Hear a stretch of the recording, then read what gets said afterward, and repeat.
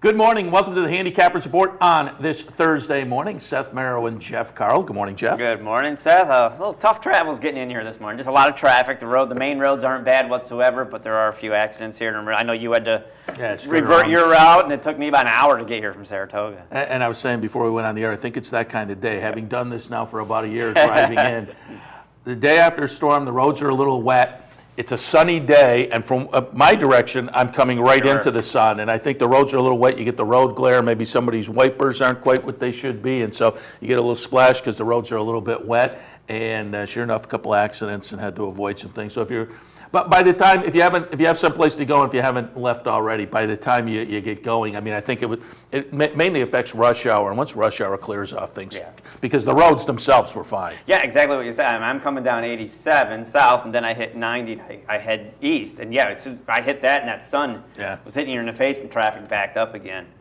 And again, my personal street is still snowy. I mean, I think the side streets maybe take a little time, but once you get to the main roads, they're all clear. Yeah, they were fine. Yeah.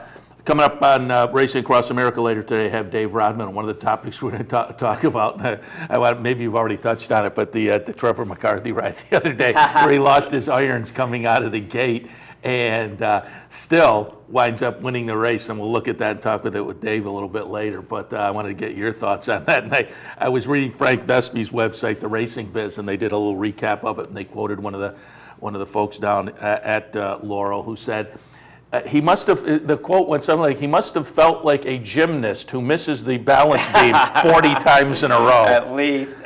Dave Rodman's had the opportunity to call some pretty extreme races with Spicer Cup. Spicer Cup last year going around the gate, bolting, and now Trevor McCarthy lost his irons coming out of the gate. And it's so difficult once you lose your irons to get them back, because as the horses run along, they start bouncing. And they only weigh a matter of ounces. So they start bouncing, and if you can't get, it's pure luck, actually, if you get them back. Trevor recognized he was not going to get his stirrups back, and in order to maintain balance, you take both feet out of the irons. That way, at least you're balanced. And Dave Rodman picked up the call that he lost his irons around the turn, and then you're thinking he's just going to pull up like most people do. But when you're an apprentice and you're hungry and your horse is running, you keep going. And then he came down the lane with a head of steam. He split horses, and Dave Rodman, the race car, didn't pick up the fact that he didn't have his irons until he kind of came through everybody. Right at the wire, he's like, oh my goodness, he doesn't have his irons. It really was incredible. I did mention it to Anthony when we were on last week. I guarantee you that was a sore young man the next morning. I've had that happen. I've never finished a race. But those saddles are not meant to be sat on. These aren't big Western saddles with the horn and comfort. I mean, they're not meant to be sat on and ridden that way. And I'm telling you, that was a sore young man the next day. Well, I like that description. I missed the balance beam 40 times in succession. And there was a good photo via the Jockey Club, Maryland Jockey Club, of his horse coming right under the wire.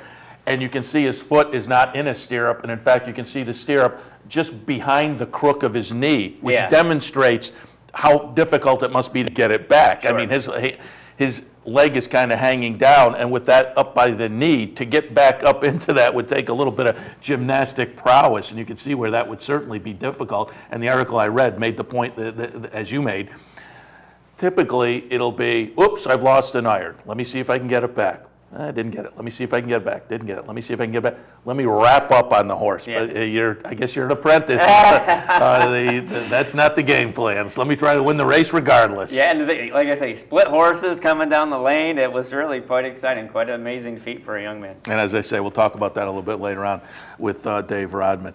All right, we will head into handicapping. Handicapping this Thursday a little bit different because Aqueduct has shifted their schedule through, I think it's just February, but they're on a 4-day-a-week now schedule, Friday, Saturday, Sunday, Monday, so there are no Thursdays for New York for a few more weeks. So we're going to take a look at Florida racing today. I'm going to look at Tampa Bay. Jeff's going to take a look at Gulfstream and kick things off with Tampa for this afternoon. The opening at Tampa Bay Downs is 5.5 furlongs. It is a maiden claiming event for fillies and mares 4 and up. Claiming price is $8,000 down to $7,000. I have a 3, 2, 1, and 7. The number 3 is Spare None. Just kind of a pace play in here. This horse does look like one that will come back and maybe speed pop him a little bit. Fernando de la Cruz on board. As noted yesterday, we had Margot Flynn on with us as Tampa has gone to a little bit of a different schedule. They added Wednesday for the next few weeks, a couple of months, I guess, for them to have their extended schedule. But they raced yesterday, so we had Margot on from Tampa, and we were talking a little bit about the jockey race down there where Ronnie Allen is doing so well. But de la Cruz is now back and riding and getting back into the form he had before he went to the sidelines after getting injured in a spill where he was riding so well down there. So Fernando de la Cruz on, Spare None, speed play. I think this is the horse that will try to steal it on the front end. Second spot, we'll go with Go, Maryland Go. Couple of starts at the 12-5 level. Those were both about a year ago, February and March of 2013. The second start showed a nice little bit of improvement. This may be one of those situations where a horse gets a little time off and comes back with some added maturity, and again, comes back at a little bit of a reduced level as well. So I think Go, Maryland Go could be interesting. And then She's Risky, the number 1 horse. A couple of nice starts. 2 of the last 3 were pretty good. I can't really explain the dud in between. There was some traffic trouble. There was a stumble according to the chart, and that may have been it. So hopefully this horse stays on its feet because, again, I think that the other 2 of those last 3 races were certainly good enough to be competitive with this one. So in the opener, 3, 2, 1, and 7. Moving on to race number 2 at Tampa Bay Downs, 1.1/16. This is a maiden claiming event for fillies and mares 4 and up. The claiming price is $10,000 down to $8,000. I'm going to make this a play today. I'm going to do a little 4-horse exacta box in here because at least one of the horses I have in the mix has some odds that I think I find a little bit interesting and interesting enough to make the play in here. I have it 8, 7, 6, and 1. Excuse me, I have it 2. Why did I write down 8? I have a 2, 7. They aren't even close. I have a 2, 7, 6, and 1. The number 2 is Airtime. And Airtime, for me, drops in claiming price and returns to the dirt. Had a dirt start 2 races back, an off-the-turf event, and ran a good second that day. Went back to the turf last time, ran okay, but I like it. The turf to dirt move, and looking at that dirt race 2 back, I think this horse, with the return to the main track, is going to run well. Then you add in some significant class relief, Daniel Santino on board. I think that 8-5 favoritism will be justified. Airtime on top. The 2 horse. Number 7, Monatella in the second spot. Ran well versus similar company last time. Took that dip down to the $7,000, $8,000 level. And as I say, ran a good second. So did it before. Should be able to do it again today. And then what potentially will make the exacta box, an angle I mentioned on the show before that I like quite a bit. Hot Wasabi, 15-1 on the morning line, and you look at the last 2 races and they don't inspire a lot of confidence. But there's an angle I've been on for a few years now, for quite a while in fact. Horse has a layoff, comes back from the layoff, 2 sprints. Third start back, stretches out to 2 turns. They often can add some real value. They can win and upset at a little bit of a price, but they can also add some value to the exotics. I think that 15-1 will hold up off of those last 2 races. But again, it's an angle that oftentimes justifies the value given to the horses in that the sprints don't have to be that good. But that third start back, if they stretch out, that can be a pretty good comeback race on the third start back. So again, it's a little bit of an angle. 2 sprints to a route off of the layoff. 15-1 on the morning line. We'll throw Hot Wasabi into the mix. Number 1, Egotist will also go in my box off the last couple of starts. So again, I'm going to do a little 4-horse exacta box, and let's hope Hot Wasabi can pull through with that 2 sprint to route angle. I have a 2, 7, 6, and 1. Moving along to race number 3 at Tampa Bay Downs, another maiden claiming event at 1.116 miles. This one's for the boys, 4 and up, and the claiming price is $12,500 to $10,000.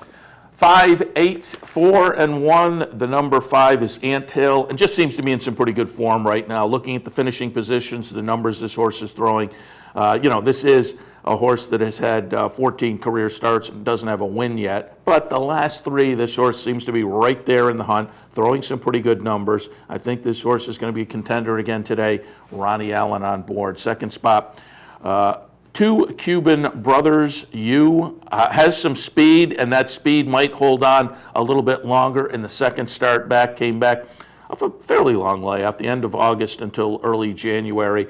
And again, last time showed some nice early punch and faded to be 5th in a field of 8. But that may set this one up to have it, as I say, that speed hold on a little bit longer today in the second start back. And the aforementioned Fernando de la Cruz on board. Third spot, we will go with the number 4, Wishing Star. Another horse that had some early punch last time. That was when dropped down to this 12.5 level. Let's hope that one just signifies a little bit of fitness, a little bit of getting used to going 2 turns again, and maybe with that one under the belt, this one will hold on a little bit longer today. So Wishing Star also gets in my mix. In race number 3, 5, 8, 4, and 1. That's going to take us race number 4 at Tampa Bay Downs, 5.5 furlongs. It is a claiming event for 4 and up, which have never won 3 races. The claiming price is $8,000. 6, 8, 2, and 9. The number 6 is Author Bob. Good try at 5.5 furlongs, 2 back, ran 6 last time, and was an okay 4th. Ronnie Allen back on board again today, but again, that 5.5 race, 2 back attracts a little bit of attention. So I'm giving Author Bob just a slight nod in here because in the second spot, 8 Maintenant, the number 8 horse, gets in my mix, and this one finished in front of my top pick last time. And I've said it before, a lot of times we try to outsmart ourselves and switch up the results, and they repeat the very next time out. And so these are always a little bit of a head scratcher for me. And typically I like to just go with them the way they came under the wire. Occasionally though, I'll find something that gets me to switch them up, but then they come back right under the wire the same way anyway. So this one's going to be dangerous and may just, as I say, repeat the finishing position from last time and make my analysis look bad. But I'm going to, again, slight nod to the number 7 horse the number 6 horse, Author Bob, over the number 8. So I have it 6, 8, and then the number 2. It only takes 1. Has some early speed and drops. So you add in the nice pace angle plus some class relief. Another one that could be dangerous in here. It only takes 1. So in race number 4. I could mix things up really with all 3 top positions, but we'll see. I wound up going 6, 8, 2, and 9. That's going to take us race number 5 at Tampa Bay Downs. We're going to go to the turf course. It's 1.116 miles. It is a maiden claiming event for fillies and mares 4 and up. Claiming price is $25,000 down to $20,000. 4, 1, 8, and 14. And I'll say if you're playing a little deep and you're using that 14, the 14 is an AE and also eligible. If the 14 doesn't get in, I would probably toss the 10 into the mix. But on top, I have the number 4, Yona. Blinkers on today, has some good form based on the latest effort. Came down from Woodbine. The Canadian shippers in Florida, both here and over at Gulfstream, have been interesting to me this season. This one came down and ran a good second place, and I think that shows some good form. Now has a start over the racetrack, and we should see another good performance today from Yona. So number 4 on top. Second spot, we will go to the number 1, Reggie Bobby. This horse has been off since March. A start last February, a start last March, but one of those was dirt, one of those was turf, and the turf start was pretty good. So I think this horse has some talent. Just going to be a question mark of fitness off the layoff. But again, sometimes if they're lightly raced, they get a layoff like this, they can come back with some added maturity and be even a little better on the comeback. So Reggie Bobby, interesting to me. And then the number 8 horse, Greeley's World. The better numbers this one throws certainly fit, but I just don't have any excuse really for the last time. Showed some nice early speed and then tired. Has shown early speed in other races. Maybe that's not the style. Maybe we want more of a stalking style. But again, I think if you look at the numbers, Greeley World fits. Tom Proctor certainly having a nice meet down there. But off of the last, this one is a little bit dicey, I will admit. I'll throw it in, but with some trepidation.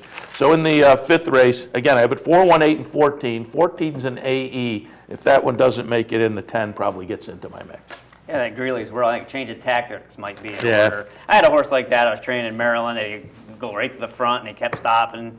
I said, let's just change everything. Put Mark Johnson on, took him back to last year. He come running, he got it done. So sometimes that's all it takes. Is and I assume you probably have to work on that a little bit in the morning too, just get their head squared on. A little bit, yeah. Get some dirt in their face and get the ability to run at horses. So it never hurts to try to change things up, especially when you're 0 for 8. Yeah, exactly. There you have it. Set selections for races 1 through 5 at Tampa Bay Downs. We're going to take our first break. When we come back, we'll wrap up today's Tampa card. So please stay tuned. You're watching the OTB TV Network. I'm Seth Merrill. Join me weekdays at 10 for Racing Across America. We'll look at important races from around the country, get insight from top handicappers and analysts, and preview the upcoming week in racing. That's Racing Across America, weekdays at 10, right here on the OTB TV Network. The Capital OTB Handicapping Challenge Series is back. That's right. The 2014 Capital OTB Handicapping Challenge Series is back, and it's your chance to win thousands in cash and prizes, and a seat at the 2015 Handicapping Championship in Las Vegas.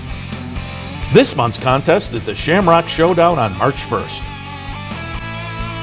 So sign up today, online at capitalotb.com, or stop in at the Clubhouse Racebook. I got it. Watch me. I got it. Hey! I got something that makes me want to shout. I got something that tells me what it's all about. I got a move that tells me what to do. If you don't, brothers and sisters, then you won't know what it's all about. Funding your Capital OTB bet account is as easy as 1, 2, 3. 1. Easy Money. Clearly the fastest and easiest method of depositing funds into your account. Make deposits or withdrawals in just minutes. 2. Green Dot Money Pack. Gives you instant access to your funds. Green Dot Money Packs are available at thousands of retailers nationwide. And 3. MasterCard Visa. Simply click on the link from the funding page, enter your account information, and fund your account. CapitalOTBBet.com. Log on today. Hey race fans, head down to the all-new Clubhouse Racebook. With live horse racing on more than 250 flat-screen TVs, state-of-the-art wagering terminals, and amazing Vegas-style atmosphere. The Clubhouse Racebook, 711 Central Avenue, Albany. Welcome back to Handicappers Report. Thank you for joining us on this Thursday morning. Before the break, Seth gave you his selections for Tampa races 1 through 5. Let's move along to race number 6. It is 1 mile and 40 yards, a maiden special weight event for 3-year-old fillies. I'm going to take a little shot in here with the play of the day. I'm going to go win place on my top pick, the number 3. The last few days with plays of the day, I've been taking shots with some first-time starters that just have not been getting it done. And other first-time starters, there was the one a couple of days ago where I went on a soliloquy about a horse that I just couldn't pull the trigger on, but I thought might be a little bit of a put-over. Sure enough, it was a put-over, and so I should have pulled the trigger for that one. But this one, Etna's Anger, I'll use that one on top. And again, I'll do a little win place in here, 8-1 on the morning line. I think that'll probably hold up. And this one is not a first-time starter, but it's a very lightly raced horse and coming off a layoff. 3, 6, 4, and 2 for me. The number 3, again, is Etna's Anger. Fernando de la Cruz on board. That attracted my attention. The trainer, who I'm not familiar with, also attracted my attention, 3 for 4 so far at the meet. So I think with the trainer being a name that most folks may not be familiar with, particularly in a race where you have Zito and Clement, Jones Scott in here. Jonathan Shepard, yeah, Hardy. This one may float under the radar a little bit, and I think that 8-1 might hold up. But Pulpit on top, that's attractive. The dam produced a sibling called Songster that won its career debut, went on to be a pretty nice horse. So I think this horse, with the education in the career debut over at Churchill, that may be beneficial. I'm going to take a little shot on this one, second time out of the box. So we'll do a win place on the 3. If it was a bigger field, I'd probably do an exacta box. I just don't know whether the value will hold up, though. So we'll go win place on the 3. Number 6, Core Blimey in the second spot. And you know what I will do? I'll do a 2-horse exacta box just because I think my top 2 are going to add some value. I don't want that one to escape me. I think the value will hold up on those 2. So I will box up the top 2 in here. Core Blimey in the second spot. It's Jones Scott, who's been doing very well with juveniles or with first-time starters at this meet. And this one's by Corinthian. Threw in a complete dud in the career debut, but sometimes they just go out there and have to figure it out. But I think with the breeding, and again, with a trainer who can do pretty well with youngsters, this horse could be interesting as well. So we'll throw Core Blimey in the second spot, and then I'll go with the Clement runner, Malibu Moon. Love Malibu Moons earlier in their career. Again, a similar situation. May have needed the first start just to kind of figure things out. Now comes over here to Tampa, moves over to the dirt track, maybe getting some class relief in here. So we'll throw Forever Royal in, again, on some breeding and a trainer who interests me with early runners. So I'm going to take a little bit of a shot in here, win place on my number 3. I'm going to box up my top 2, 3, 6, just in case, because I think the value will hold up on those top 2. But in the 6th, overall, I have it 3, 6, 4, and 2. Yeah, I was running in Tampa in 2005 and was shocked when I saw how many of the big-name trainers were bringing horses over, particularly in the maiden special weight events, on the turf and even out there, because they just want to get that maiden broken. Yeah. They're willing to take a hit in the purse, but just to get that maiden broke, they don't run at Gulfstream Park, because you never know what you're going to hit at maiden special weight. So maybe not their best horses, but right underneath, they just want to get those maidens broken. So as you said, I mean, the trainers in that race, Shepard, Hardy, Zito, wow, it's just Clement. It just goes on and on. And I may kick myself because anybody who watches knows my man Shepard, and I've left him completely out of the mix here. So that could be an omen that watch out for Shepard in race number 6, but I don't always put him in the mix. All right, let's move along to race number 7. 99% of the time. At Tampa Bay Downs, back to the turf course. Mile on the 16th, it's a claiming event for 4 and up, which have never won 2 races. The claiming price is $16,000. I have it 12, 5, 2, and 10. And again, the 12 is an AE. If the 12 doesn't make it in, I'd move the 8 up into the mix. But I will go out to the also eligible list and put number 12, cash your ticket on top. Just pretty much on the potent claiming connections. This is a horse that goes out for Jamie Ness in Midwest Thoroughbreds. Certainly Ness doing very well. Once again, down at Tampa, this is a horse that had been racing up on the NYRA circuit. Started the Florida season down at Gulfstream towards the end of January. Didn't run that well here, but again, maybe some venue class relief moving across state. And again, Jamie Ness going very well down here at Tampa. So kind of on the connections, we'll take a shot with the number 12 if that one makes it into the mix. Probably, well, we're going to need a couple of scratches for that one to get in from the AEs. Back to the body of the field, number 5, Street Trader. Gets a class drop in here off an okay try last time. Made a nice little closing effort here at Tampa for a 25 conditional tag. Now comes in for 16. So again, I think off of that last effort and with a little bit of class relief, Street Trader is going to be very interesting. And again, we had Margot Flynn on with us yesterday. We were talking a little bit about, at this point in the meet, some jockeys and trainers that are going very well. She pointed out Harry Vega is kind of maybe floating a little bit under the radar, but riding well at the meet and coming in with some prices. So Vega on board, Street Trader. Number 2, Slews Dixie Blue in the 3rd spot for me. I just think the numbers fit with this bunch. This horse has been racing at the 16 level recently. And again, if you look at the numbers and you look at the complexion of the rest of this field, I think Slews Dixie Blue is going to be a fit. And again, if the 12 doesn't get in, the 10 is in the mix. Between Dreams, 5-2 on the morning line. Another one that I think is a pretty good fit. And Get Me Out of Here, Seamus, the number 8 horse, would also move in if the 12 doesn't get in. So in the 7th, I have a 12, 5, 2, and 10. 12 doesn't get in, move that 8 up.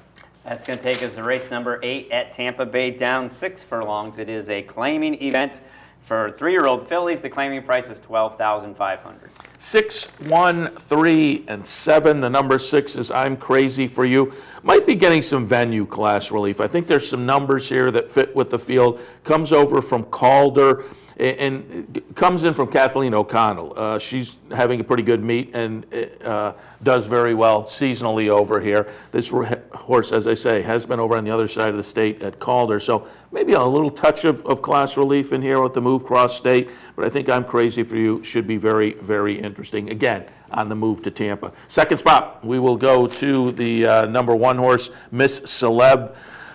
You know, I've said it before, sometimes some horses take a little while to kind of figure it out. This one also seems to appreciate, excuse me, the move to the new barn. Figured it out last time, and it just has the look of me, that race last time, now moving in against winners. I think this horse should be interesting today because it just looked like maybe a light bulb moment last time, and so I think the horse can string a couple of decent efforts together. So we'll throw Miss Celeb in the mix. And then the number 3 horse, Classic Trip. Just another one that seems to be getting the hang of it after 5 career starts. Broke the maiden last time. Not as convincingly as the number 1 horse did last time, but broke it nonetheless. And again, did it in a fashion that says maybe, okay, kind of I'm figuring things out. I found my class level. And I think Classic Trip, another one that can probably put together a couple of decent efforts. Daniel Centino on board. And again, we talked a little bit about him yesterday as well. He got a late start down there at Tampa, came down from Maryland. I believe he was planning to ride in Maryland all winter long. I said it before. I think he was in the jockey's room, looked up at those Tampa video replays and said, what am I doing here? Particularly since he does so well down at Tampa. So he got a little bit of a late start. But over the past couple of weeks, he seems to be doing pretty well. So Centino on board attracted my attention as well. In the 8th at Tampa, 6, 1, 3, and 7. I don't blame him for Yeah, well, I think Tampa Bay Downs is Daniel Centino's safety net because he's tried to venture. Last year he went to the other side of the state. Yeah, he went on the Gulfstream for a while and came back. Yeah, he always goes back because he does very, very well there. So you can't blame him. And it is a nice loaded track. It's a nice place to be. You know, the money's not great, but he's getting plenty of mounts. He'll be okay. The finale at Tampa Bay Downs is on the turf course. It's at a mile. It is a claiming event for fillies and mares 4 and up. Claiming price of $16,000. Yeah, and you know the money discrepancy probably evens out if you're a guy who's up in the top 3 or 4 of the jockey standings, as opposed to 8 or 9 or 12 at the bigger track. Especially if you're getting live mounts. You know, if you're not getting live mounts anywhere, you're going to suffer. But 9th today at Tampa, 12, 9, 6, and 8. The number 12 is Theatrical Girl. Another one on the AE list, but if Theatrical Girl gets in, it's another one for Jamie Ness and Midwest Thoroughbreds. And they bring this one down from Chicago, had been racing in Arlington and Hawthorne summer and fall of 2013. Now moves down from there for Midwest, but moves out of the barn of Roger Brueggemann and into the barn of Jamie Ness. A couple of trainers for Midwest, so it hasn't changed hands as far as the ownership, but does move into the Ness barn. Certainly that is a potent angle as well. Horse was in good form before going to the sidelines briefly since leaving Hawthorne, but I think if Theatrical Girl gets in, you absolutely have to watch out for that one. Second spot, the number 9, Who Is Lady? Again, another little pace play angle in here. I think this is the horse under Daniel Centino that will try to steal it. Did just that last time and wound up a pretty good second. Did that 2 and 3 starts back and wound up third in both of those. So again, this horse has some early speed. The game plan is going to be catch me if you can. Usually they do, but the horse is still usually up in the mix, so I think you have to have it in the hunt one way or the other, and a win wouldn't be shocking. In the third spot, the number 6, Slander, just seems to be in some pretty good form over the past, certainly if you look back at the last race, but really 2 of the last 3 were pretty good. Fernando de la Cruz back on board, and the last time he was on this horse, 3 starts ago, a nice win at this $16,000 level. So again, horse that's in some pretty good form, gets reunited with a jock that's been successful before. Slander should be in the mix. In the finale today at Tampa, 12, 9, 6, and 8. There you have it. Seth's selections for Tampa Bay Downs. We're going to take another break, and when we come back, you'll get my picks for Gulfstream Park. Please stay tuned. You're watching the OTB TV Network. This is Steve Beck. Join me Tuesday through Saturday here on OTB TV for At the Races, my Sirius XM daily news magazine of the thoroughbred industry. Handicapping, interviews, analysis, everything you could want. 6 a.m. OTB TV. Hey, race fans, head down to the all-new Clubhouse Racebook and get in the game. With live horse racing on more than 250 flat-screen TVs, state-of-the-art wagering terminals, fantastic food and drinks, an amazing Vegas-style atmosphere with seating for nearly 900 of your closest friends. Conveniently located at 711 Central Avenue, right off Exit 5 of I-90 in Albany, the Clubhouse Racebook is the better choice. Each morning on the OTB TV network, you get the very best in horse racing programming. Weekdays begin with the Handicappers Report, where professional handicappers share their selections and analysis of the day's racing. Followed by Racing Across America, a daily conversation with racing personalities from around the country. Saturdays include Down the Stretch, where Mark Casano speaks with the biggest names in racing. And Sunday mornings, it's Loose on the Lead, where Steve Bick and I offer news and a unique lineup of weekly guests. All here on the OTB TV network. Wagering at CapitalOTBBet.com is as easy as 1, 2, 3. 1. Capital Bet TV, the fastest and easiest online wagering experience where you can monitor 5 different tracks simultaneously. 2. Capital Bet Express. Its straightforward program layout and interactive handicapping information lets you build your wager quickly and efficiently. And 3. Capital Bet Pro, designed especially for the professional horse player. CapitalOTBBet.com. Log on today. Missed one of our TV shows? No worries. Now you can catch all your favorite programs online. Simply log on to CapitalOTB.com and click on the YouTube link at the bottom of the homepage. And look for our new podcast coming soon. CapitalOTB.com. Log on today. Welcome back to the Handicappers Report on this Thursday morning. Seth Merrill, Jeff Carl in here. We're taking a look at some Florida racing for Thursday afternoon. I just took a look at Tampa Bay Downs. Jeff's now going to take a look at Gulfstream. Their opener today, a B-level claimer, tags at 12,500. Fillies and mares, 4-year-olds and up, going 6.5. Man, this is my first stab at Gulfstream Park this year, so bear with me. Hopefully I do well. I think the best I ever did a few years ago, I was 7 out of 10. One day at Gulfstream Park. I was really in tune then, so hopefully, I don't know if I'll do 7 out of 10, but we'll see how I No, now you have to. Now I have to, okay. In the opener, I'm going to go 7, 4, and 2 here. The number 7, Sherry Angel, fits the second part of this condition. Again, this is for fillies, mares, 4 and up, which have never won a race. I never won 3 races, or have not won a race since August 5th. Sherry Angel is a 5-time winner. Her last win was for $16,000 at Arlington Park on August 1st, so she just slides in underneath the conditions. And, she was the beaten favorite last time when she made her debut at Gulfstream Park this season, and was claimed that day by Bobby Hess. Since then, she's had a bull at work, so I think she's setting up to this race very, very nicely. Got Joel Rosario aboard. I like the fact that she is a multiple winner. She's not stuck in that never win 3. She just slides in underneath this condition. And I think it should fit her very, very well. So let's put the number 7, Sherry Angel, into the top spot. For second, I went with the number 4, Live in Peace, who does fit the first part of this condition. She's only won 2 races in her career. She does have speed. She set the pace in her Gulfstream Park debut on January 15th for $20,000, but tired pretty badly toward the end. Trained by Eddie Pleasanel. The drop certainly doesn't help from certainly doesn't hurt from 20,000 down to 12.5, and I looked for Live in Peace to be able to hold on for a small piece of this for the second place spot. And for third, I went with the number 2, Tonight We Dance.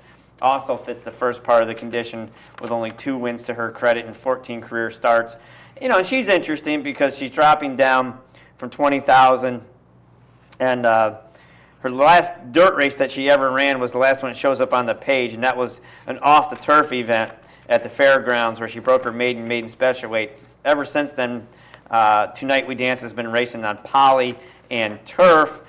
The cutback in distance also is intriguing. Again, they're making some changes there, but maybe it takes Tonight We Dance 1 race to get used to kind of that sprint dynamic. So 7, 4, and 2 in the Gulfstream opener.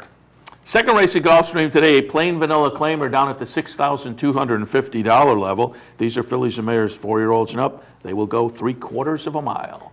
6, 1, and 9 here. The number 6 commenced firing, dropping down from the optional claimer 25 entry level condition. Just has a ton of speed. She is 7 to 5 in the morning line, but this drop down to 62.50 with all that speed, I don't think she's going to get caught today. This daughter put it back, as I said, has a ton of early speed with the drop down. The thing when you start dropping horses down to the lower levels, they don't finish as well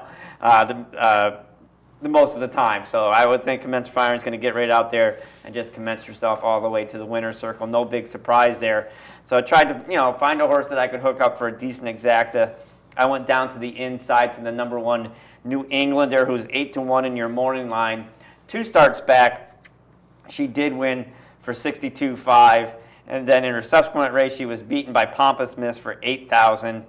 I think she's going to be saving ground. She should be running late under Dylan Davis, who won at least 2 yesterday when I was watching the show. He's doing very, very well. And again, I'm putting her over Pompous Miss, who beat her last time. I'm putting Pompous Miss in the 3rd spot because I don't think Pompous Miss is as speedy as Commence Firing. I think she's going to get a little bit worn out chasing her around. So I think it can make it a better exacta for me if New Englander can save ground around there and be running late and get up for second. 6, 1, and 9 in the Gulfstream second race. Race number 3 this afternoon is a starter allowance at the $50,000 level. These are fillies and mares, 4-year-olds and up, scheduled for the turf, 7.5. 4, 3, and 6 here. The number 4, Sweet Tooth Sweetie. I think she probably needed her last race. She was off for 6 months. She ran at 5 furlongs last time out, which isn't enough ground for her. But I think it's going to serve as an excellent setup for today's race at 7.5 furlongs. The last time she won, her last 2 races that she won before that was a maiden 40, going a mile and a 16th, and a never won 2 life for 40 at Monmouth Park, going a mile. So 7.5 furlongs, you're getting 2 turns, you're getting the same dynamic. And at 5 to 1, I'm getting a little bit of a price here. And I think that last race just absolutely had to be just a setup. Like I said, 5 furlongs. Probably too short for this daughter of Smarty Jones, but she ran a nice even 3rd, and I think that's just a very, very good tightener for her. Like I said, she's been off for 6 months, so to me that was just basically a setup race for today's race, and that should make her plenty tight enough. So let's put the number 4, Sweet Tooth Sweetie, say that 3 times fast, into the top spot. For second, I went to number 3, Jane's Air, who's been off since early December, where she's exiting a 4th place finish in an entry-level allowance race at Laurel Park. Before that, she went through her conditions and never won 2 life and the never won 3 life in the $25,000 range at Delaware and Meadowlands. This is a $50,000 starter. And again, she's been off since early December, but I do have to respect trainer Michael Pino, who does a very, very good job. Very nice high percentage trainer. Geez, I remember Mike Pino when he had about 3 horses at Bowie Racetrack, so he's just doing really great. And if you don't know, Mike is the older brother of jockey Mario Pino.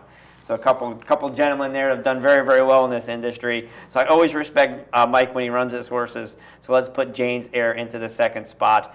And for 3rd, I have the number 6, Canny Nanny, who's the other Smarty Jones filly in this race. And she was given a little bit of a breather. She's been off since mid-December, where she'd been racing at Woodbine on the turf and on the poly. Obviously, her 2 races on the turf have been good. She's going to get back on the turf today. And I guess get a little bit fresh. Mark Cassidy trains her. We respect him also. So in the Gulfstream 3rd race, I'm going to go 4, 3, and 6.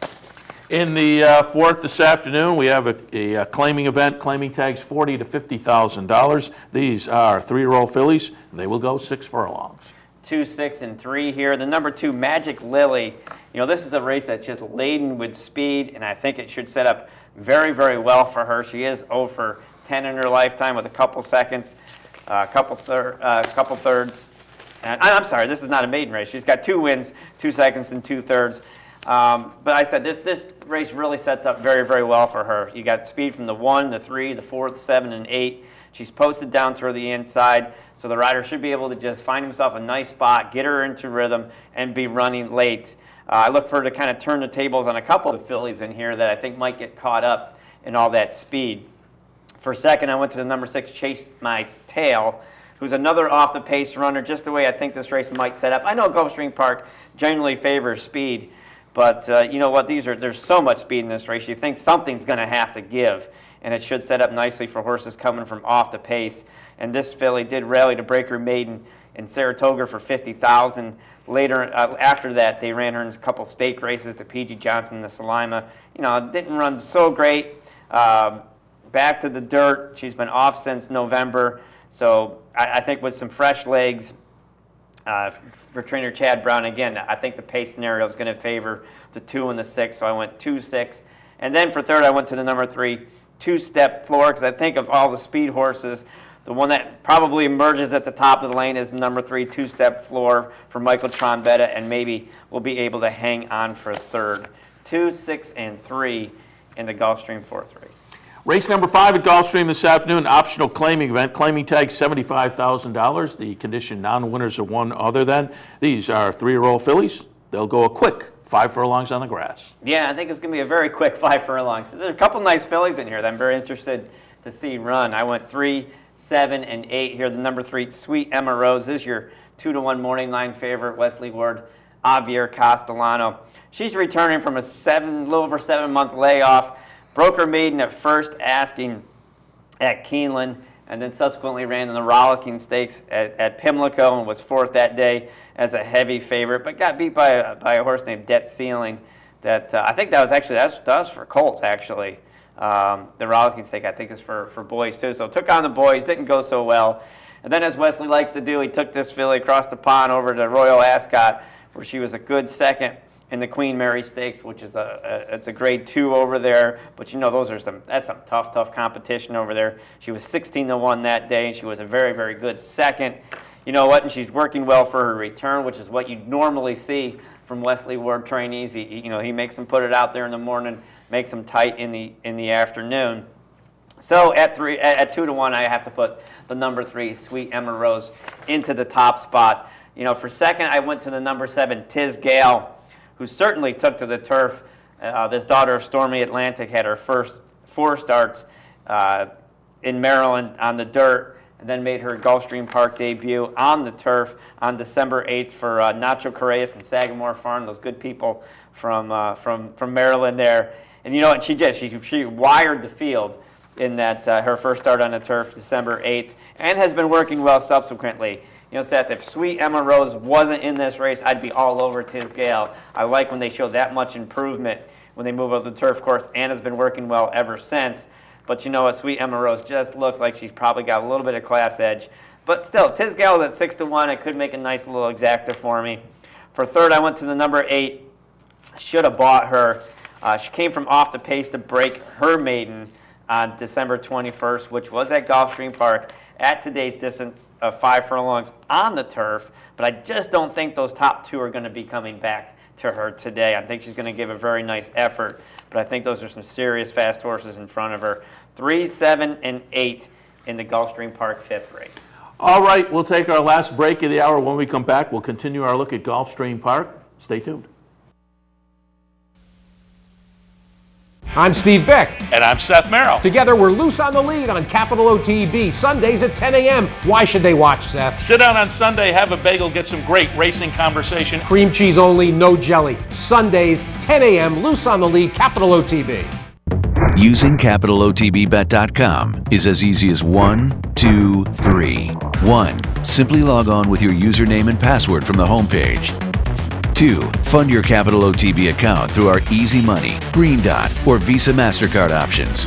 And 3. Place your bet on one of our 3 easy-to-navigate wagering platforms, Capital Bet TV, Capital Bet Express, or Capital Bet Pro.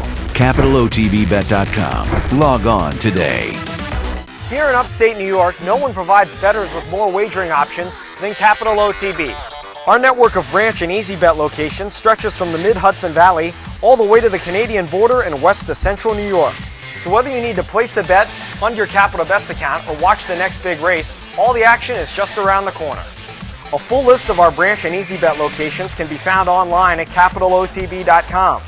Capital OTB, the better and most convenient choice for wagering in upstate New York.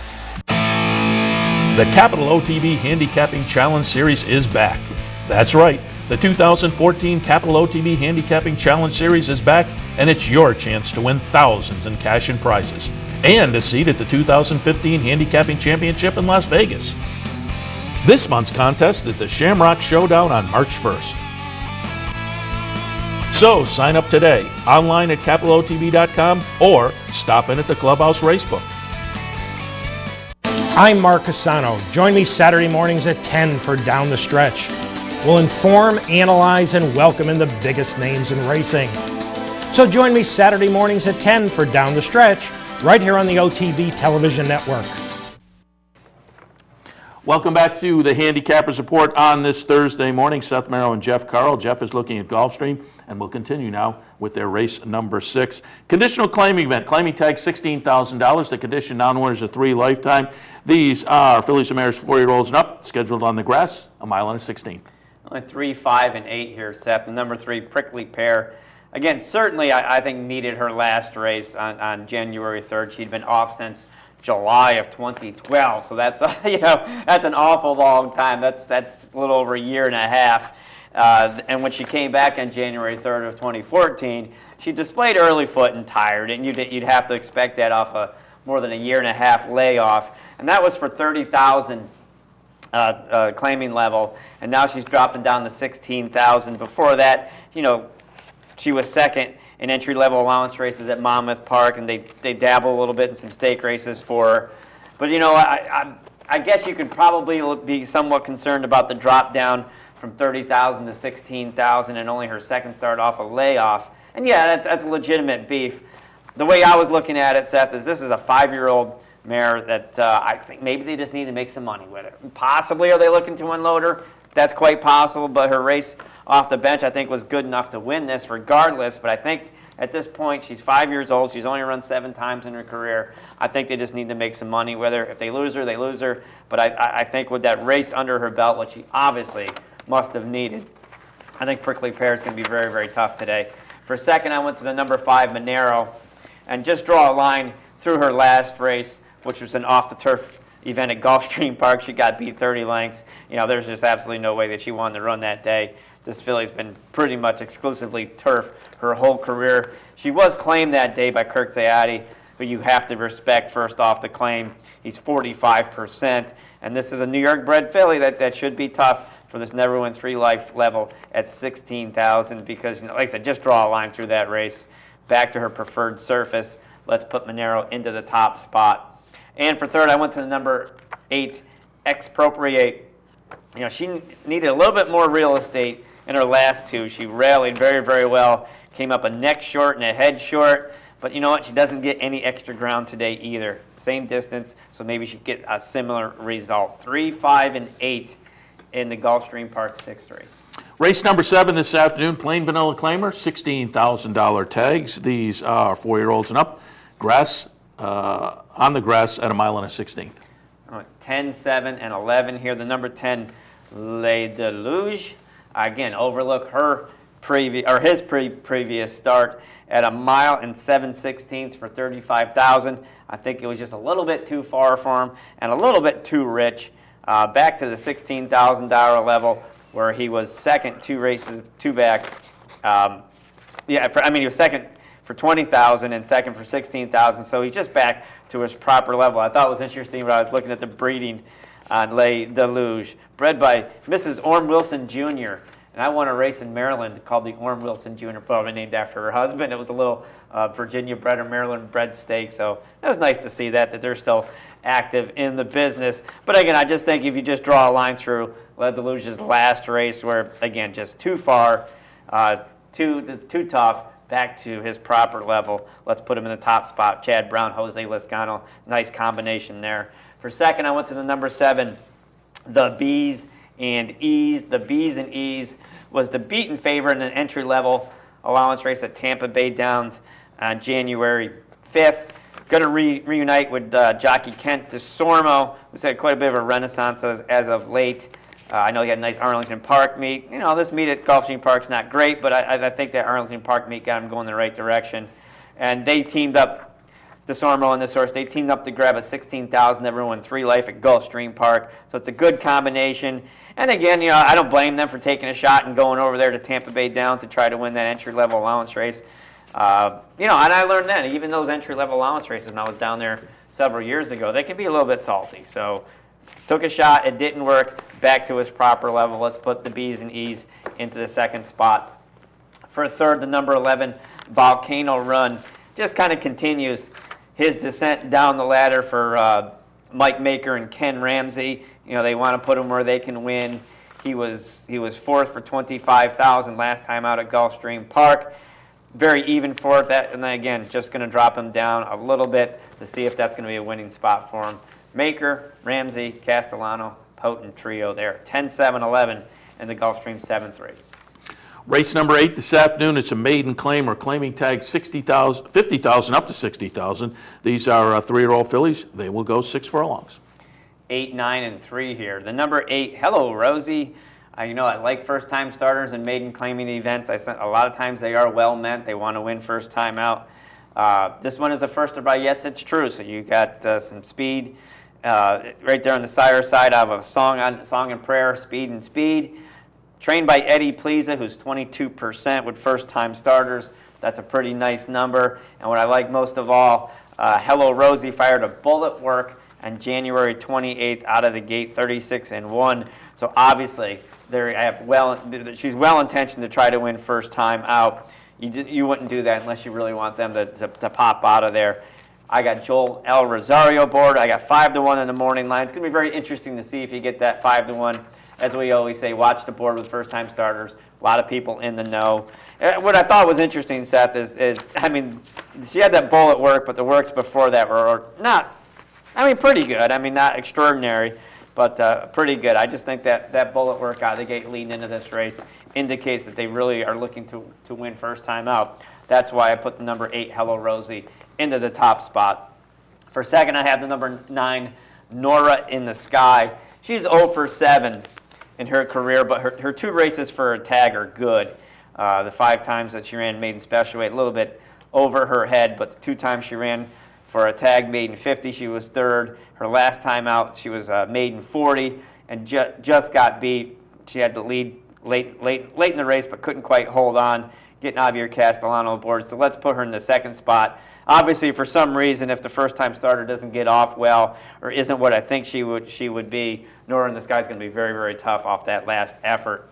And for third, I have the number 3, Lady Liana, dropping down from maiden special weight. She is 0 for 3. I always say the best hop is a drop. That maiden special, the maiden claiming, is a very, very nice angle. But she didn't show an awful lot. Her last race wasn't too bad. She finished 6th, got beat 3.5 lengths. 6 3 times in her career. So that was her best race. And obviously they're looking for a winning spot for Joe Orsino. What I think is interesting, she's also by Belong to Me, who I don't think is producing an awful lot of foals as of late. He seems like he's getting a little bit long in the tooth, but very, very nice stallion. Joe Bravo aboard today. 8, 9, and 3. Let's see if we can get that first-time starter home. 9th race today at Gulfstream, a little stakes race, nice little stake on a Thursday afternoon, $75,000 purse. It's the Awesome Feather for fillies and mares 4-year-olds and up, going 5.5. And I heard Mike Welch on the radio yesterday, and he was kind of scratching his head in that a lot of these horses are potential also for the Sunday race with Groupie Doll, which is, you would think they're going to have trouble filling that. A grade 3 with Groupie Doll in there. So to write this race just a couple of days before, a little bit of a head scratcher, but we'll have to keep our eyes, see who stays in and who maybe does wind up going against Groupie Doll on Sunday. Yeah, but these are some tough fillies for $75,000, even without Groupie Doll. And, it was really hard to kind of separate some of these because there's some classy fillies in here. For $75,000, they're going to be running their hearts out. I went 3, 9, and 7 here. The number 3, Munning Sister, is my top choice, trained by Barclay Tagg. Other than her race in the Gallant Bloom in September at Belmont, she's been very, very consistent ever since April of last year. But since that disappointing performance in the Gallant Bloom, she took 3 months off. She raced at Gulfstream Park in the Sugar Swirl in mid-December and was a very, very good third. Only got beat half a length that day, kind of right on the pace the whole way around. And to me, that's an indication that she's moving in the right direction, that the Gallant Bloom, we don't know what happened that day. You know, she ran in the cluster of stars and danced at Bristol, so that was a very, very tough field, but boy, she got beat 26 lengths that day. So maybe there was something brewing there inside her, Seth. Thus, she had 3 months off, but I thought that was a very nice race in the Sugar Squirrel, nice race over the track, moving her into the right direction. Again, she fired a bullet work on January 29th at Palmetto, so I think Barclay Tagg's got her in the right shape coming into this race. For second, I went to the number 9, Wildcat Lily. Wildcat Lily, you know, she was second in the prior S in the test stakes in Saratoga, you know, where she ran she got beat by Sweet Lulu and Lighthouse Bay in the prior S. Then she flopped in her subsequent race, Musical Romance, which was against older horses at Gulfstream Park, but that was in September, excuse me, and she's been off ever since then. So obviously the trainer sensed that there was, probably needed a break, and you're chasing some pretty heavy heads, throughout the summer for a filly. It's hot. Maybe they just need a little bit of a break off that so-so effort. So if she can rebound and run back to her better form, I'll put Wildcat Lily into the second spot. For third, I have the number 7, My Pal Chrissy. She should be running late, but I think 5.5 furlongs is a little bit too short for her, but I think she can get up there for a third. This is a very, very nice race. 3, 9, and 7 in the Awesome Feather. The finale today at Gulfstream, race number 10, a $35,000 maiden claimer. These are 3-year-olds going 1 mile and 16 on the turf. 5, 11, and 7 here. The number 5, Mesa Way. 35,000 is definitely the best level for this gelding by Sky Mesa. Was a good second on January 15th. Opened up at the top of the lane, but couldn't quite hold on. I'm hoping he can hold on today at 6-1 with Corey Lannery. For second, I went up to the outside to the number 11, Aunt Ruby's Kitten, who actually did win his last race at this $35,000 level, but was disqualified for drifting out in place third. You always think, boy, they win, they break their main, they're going to come back and win. But sometimes, I don't know, it's just kind of hard to explain. I don't have any concrete reason for it, Seth. But he was meant to win that day, and he didn't win. So it's not necessarily a given today. So maybe I'm going to try and surprise him with the number 5, Mesa Way. And for third, the number 7, Schoolyard, who finished third but was moved up to second out of that Aunt Ruby's Kitten race. So 5, 11, and 7 in the finale at Gulfstream. Well, the morning line odds maker kind of agrees with you, because you would think this horse coming out of that win for Pletcher and Ramsey would be shorter than 3-1. Yeah. Morning line 3-1. When it's meant to be and it didn't happen, and it's not always a given next time out. All right, that wraps things up for this morning. We took a look at Gulfstream in Tampa. There are a couple of tracks that you'll be able to watch on the network this afternoon. We'll kick things off with Tampa, move on to Laurel, Gulfstream, Fairgrounds, Oaklawn, Santa Anita, Northfield Park a little later on, as well as Penn National, Delta Downs, Yonkers, the Meadowlands, and later on, Australia A and Australia B. Don't forget, pop on over to capitalotb.com if you didn't get our selections. There is the Handicappers Report link right on the right-hand side of the page. Click on that. Nice printable page comes up each and every day with the selections of the Handicappers. All right, that's going to wrap things up for this Thursday edition of the Handicappers Report. Seth Merrow and Jeff Carl in here. We're in here every morning. I was going to say every weekday morning, but it's every morning at 9 o'clock with the Handicappers Report. Hopefully we gave you some good advice, so have some fun at the races this afternoon. Coming up next, Racing Across America. Stay tuned.